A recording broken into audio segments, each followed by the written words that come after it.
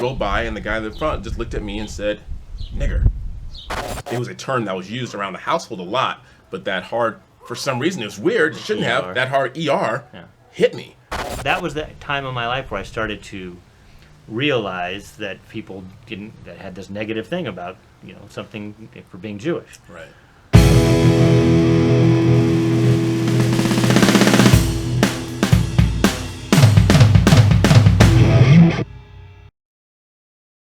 So then in high school, I think I then identified. They say people identify with something. Right. So I had a friend in high school. Well, I grew up with a guy who we played football together in junior high, and I knew him in high school, who happened to be black.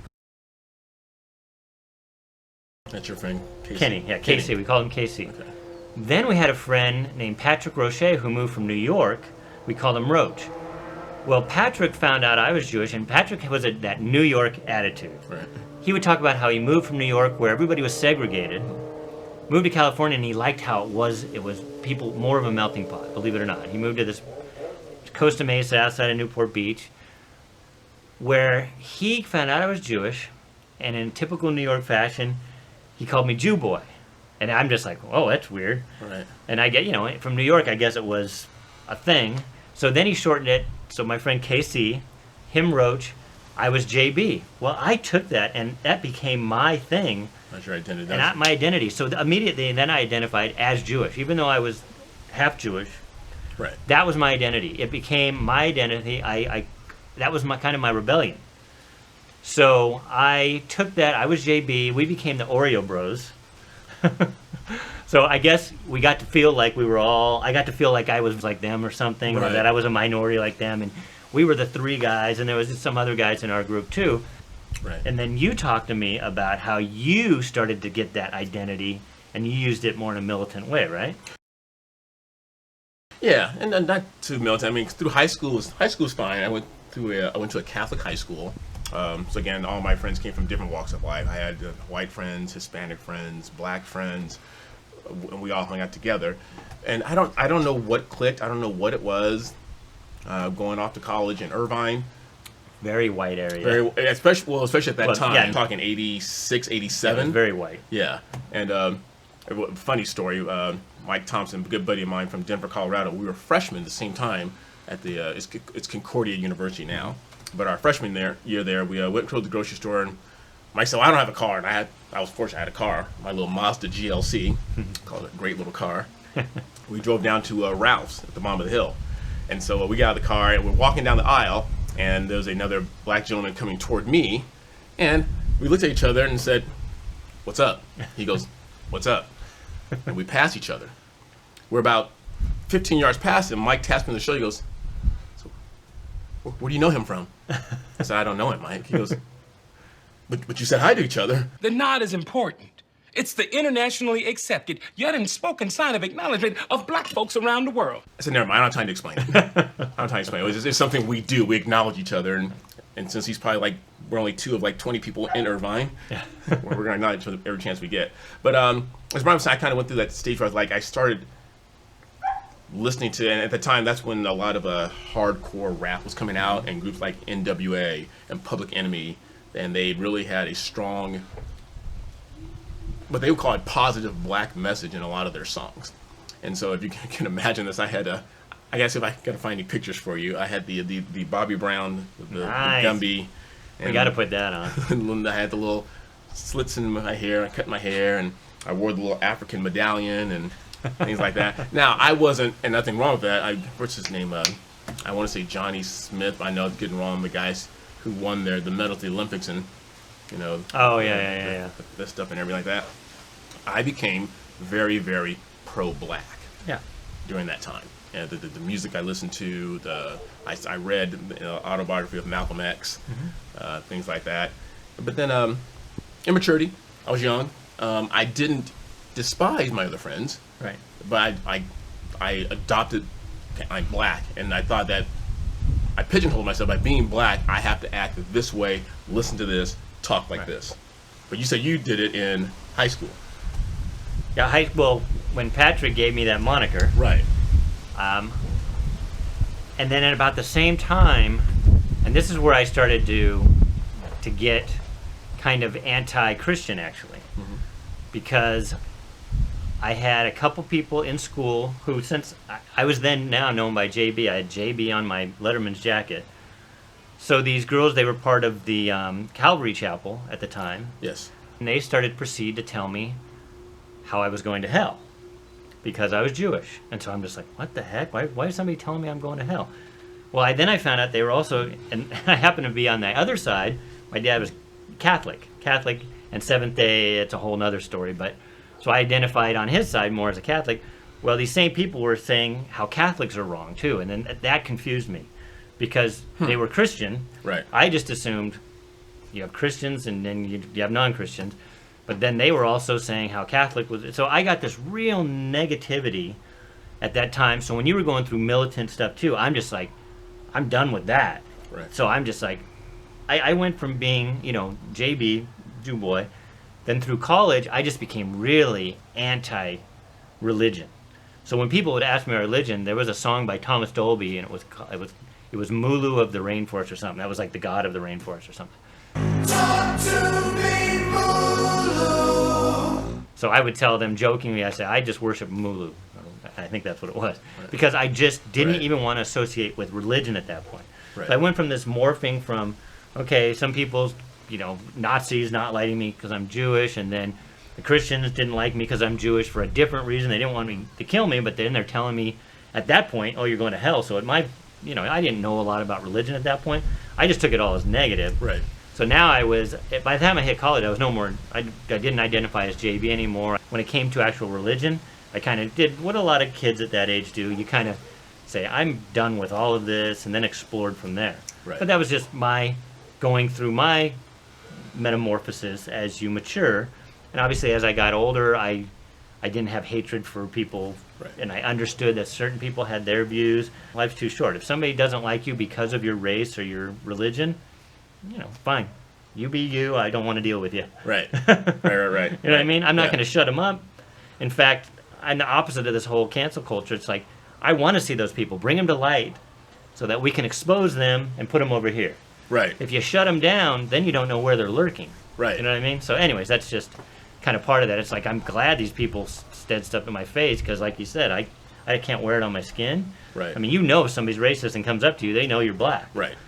So I'd rather expose people, right. let them do their thing as long as they're not violent, and then I can say, you know what, you're over there, you're on the margins. Right. So anyway, growing up in the midst of LA in the mid '80s, I was privileged to grow up during that Showtime. The Lakers with the Magic and Kareem and Worthy. And during that time, there was a big battle going on with the Boston Celtics, who were led by Larry Bird. And I didn't realize until it was maybe 2-3 years later. I think ESPN did a great job with this. They did a whole documentary on Lakers versus Celtics.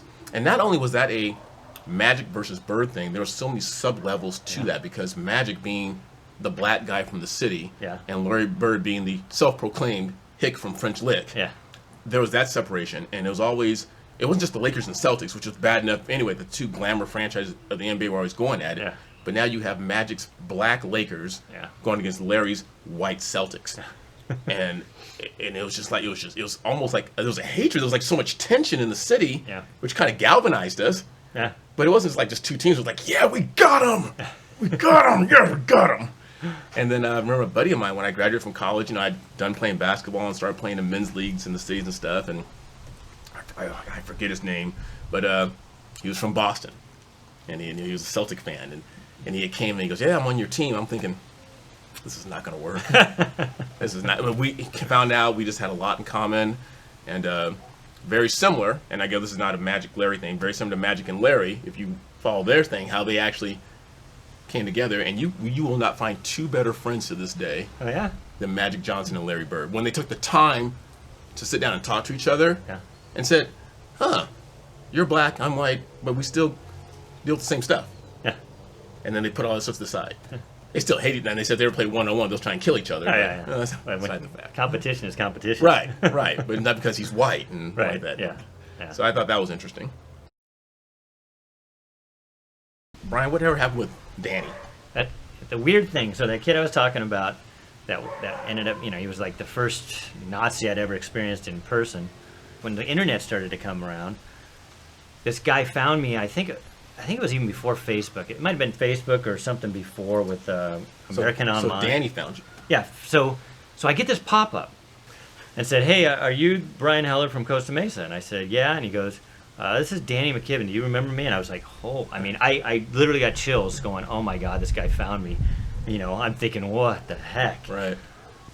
He proceeded to go on and apologize for everything. So I can only think that maybe he was part of a 12-step program, making amends, because it was out of the blue. I mean, this must have been 20 years later.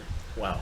And out of the blue, this guy apologized for everything that he said and did during those years of mine when, you know, I literally would have, I didn't mention this before, I would have dreams at night that he would be chasing me on my bike in a car trying to run me down.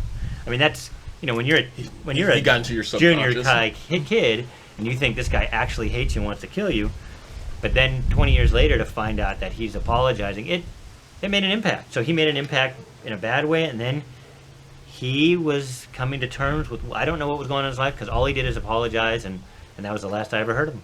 Well, how did you feel after that? I mean, were you relieved? Did I you have a conversation? I hadn't thought about him for 20 years, so Right. it didn't affect my life. But that moment did affect me again. Yeah, like I said, I had chills. It was like Right. it was like bizarre. It was probably good for him. It was cathartic. He let it go. Right. Since I'm not the type of personality that held on to it anyways, because Right. I know some people hold on to they've ever had racism against them, that defines them and becomes what they live for. Well, that didn't happen to me. Right. I had moved on anyway, but it did make an impact.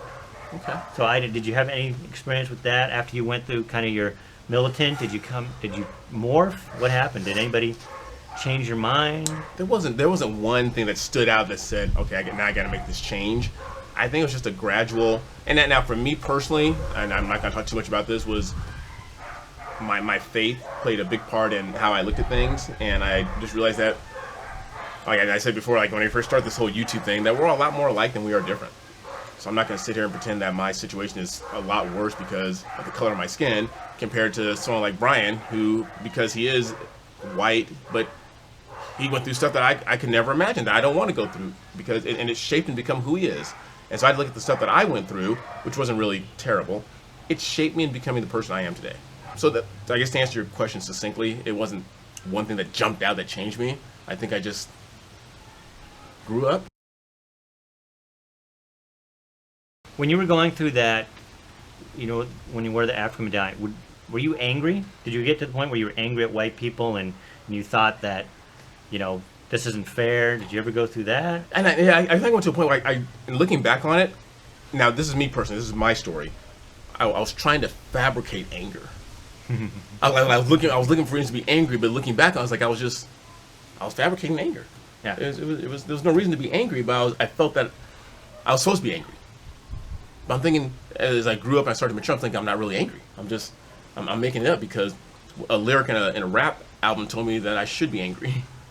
And I said, but that's not me. Do you feel different because, like you said, you kind of grew up middle class in an area where it was more of a melting pot? You know, you had friends that were white, friends that were black. Can you identify, do you have relatives, though, that have had more racism and you've talked to them about it? And what are their perspectives? Do you have relatives that are angry? You know, my mom from Alabama, my dad's from Mississippi. They were in the deep South. My dad tells me time and time again, the reason a lot of people migrated from the South to California is that there was no industry in the South in those days. So the only way that not only a black person, but a white person could make something of their lives was to come out west to California and to do something, because there was nothing in the South to do. I can't ever remember my parents being angry. Because if they were angry, they wouldn't have put me in. Right. But what about cousins or anything? You have any cousins or anything? I'm gonna do this without his permission. My cousin, for some reason, and I include you in that group, for some reason, I was not given a biological brother, but there have been men in my life, you included, who have kind of filled that gap. But my cousin Robert, I'm not gonna tell all of his story, but he was incarcerated for 30 years. And when he was released, it was a happy day, because when we were those cousins that were just always trying to fabricate ways to spend the night with each other. When he came over, it was like, oh, can you spend the night? Can you spend the night? So we were just thick. And he went to prison when he was 16. That left a big hole in my life, a big, huge hole. And when he finally got out, we reconnected. And without even talking to him, I was expecting to find someone angry, Right. someone who's bitter. But I always use it as an example. I have never met a more positive person in my entire life, because he's taking responsibility of the things that happen in his life. Right. And I remember the day, and you can cut this down. I remember his sisters went to pick him up from the prison, and he's driving back, and they put him on the cell phone to talk to me. And my nickname for him is Capone. So I call him Capone. I say, "Hey, Capone, what are you doing?"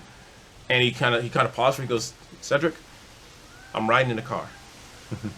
And to him, that was like the coolest thing ever. Yeah. The fact that he got to ride in the car, and then a couple of months later, I was talking. He goes, "Yeah, you know what I did yesterday?" I said, "What?" He goes, "I paid my first bill."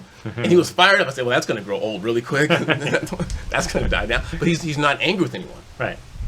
And I'm thinking, and I just he's just interesting to talk to, because some people come out and they're mad at the man. Yeah. And the system did him wrong. And he's like, I messed up. I made some mistakes, and I had to pay for it. Right. I'm out now. I'm not angry with anybody. Life moves on. Cedric married a white woman. Now, were you looking for somebody white? I'm not going to put words in your mouth. So, Right. how did that all come across? How did your family take it? Because I know some people, they don't like, when you marry outside of your race. Right. I mean, I know, knowing you now, we don't really look at things that way. But that doesn't mean other people in our family don't I look just at like things women. that way. Yeah. So, I mean, how did that come about? Were you looking for somebody white? Did it just happen? Is that who you're attracted to? For me, it just happened. And like Brian and I just alluded to earlier in this, is I went to a small Christian school in Irvine. And at that time, I talk about being a minority. Now, we talked about earlier that blacks comprise 12.5% of the people in the population. Oh, we didn't talk about that, did we? We mentioned it. Oh, did we? Oh, yeah. Yeah, we mentioned it. But in Irvine, in the late 80s, that number dropped even drastically. So it wasn't like I was out looking for someone. I dated what was there. It's kind of a funny story when, and I'm going to skip a whole lot here. Well, I'll jump to the point where me and Heidi got married. For whatever reason, my mom was kind of hesitant about it, and she was, people aren't ready to accept something like that. You need to be careful, and she was kind of giving me the riot act. My Aunt Amanda, my dad's sister, as my mom was giving me the riot act, and she looked at my mom and she said, "You sent the boy to an all-white school." What'd you expect? He brought home a woman. Let's be happy with that. That's why I was there. That's what I dated, and I wasn't looking for that. And then it kind, and although Heidi and I, after 20 plus years, ended up in divorce. Looking back on it, my maturity, I was looking for someone who shared the same values, morals, and ethics that I had. Not necessarily someone who shared my same skin tone. And me growing up in my faith, it helped a lot to learn that, and whether you look at it from a historical perspective or a religious perspective, Moses, who was married to a Cushite woman, and if you look up the word Cush, it literally means black. So Moses married a black woman. So he got this whole interracial marriage thing started. You talk about getting to know someone who's equally yoked. And that doesn't mean someone who shares your same skin complexion, but someone who is equally yoked with you. And if this is important to you, I'm not saying we're not pushing this agenda. If your faith is important to you, you marry someone who shares that with you and shares your child rearing ideas and values, your values and ethics and morals. And at that time, when I saw Heidi, that was someone who shared that with me. I think me and Heidi were just newly married. The director Spike Lee had a movie out there called Jungle Fever, and Wesley Snipes played the lead character, and Annabella Sororo, I can't pronounce her name, Sororo was the main leader. And anyway, they have a relationship going on. What irritated me, now that I think about it, for those of you who remember that movie, what really irritated me about that movie is they really pushed the interracial agenda and how it was bad. But very similar to today, they say it was bad, but they never really get into details why. They don't pinpoint that. If you remember that movie, it wasn't so much that it was an interracial relationship. Wesley Snipes' character was married. Oh. At the time. Oops. And he was involved in the act of infidelity. I don't think that was ever brought up in the movie. I'm like, what's the big deal about marrying someone outside of your race? And it's almost like the movie was saying, had Wesley Snipes' character cheated with a black woman, that would have been more acceptable But because he cheated with someone outside of his race, now that's a terrible thing. So that was weird.